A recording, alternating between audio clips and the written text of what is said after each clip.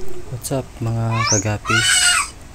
Sorry na tagalan ako sa pag-upload kasi medyo na-busy tayo, tsaka madami ring nagbago dito sa Gapi Farm natin.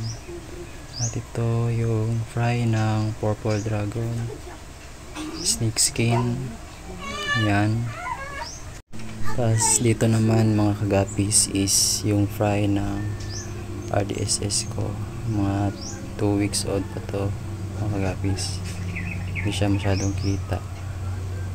Then dito sa ilalim mga kagapis is yung mga breeder ko na feeder na malapit na mag-drop, kaya dyan ko muna sila nilagay para naman hindi kainin yung fry at madaming hindi makain. At dito naman mga kagapis is ito yung mga setup ko na mga ginugroom ko at saka mga binibreed ko na gapi, kasi yung ibang lagayan kasi kay gagamitin natin sa mga fry na lalabas. Then ito yung binigay sa akin, ginugroom ko pa, metal snake skin. So ayun, meron tayo dito maliliit tsaka malalaki na 6 liters na galon.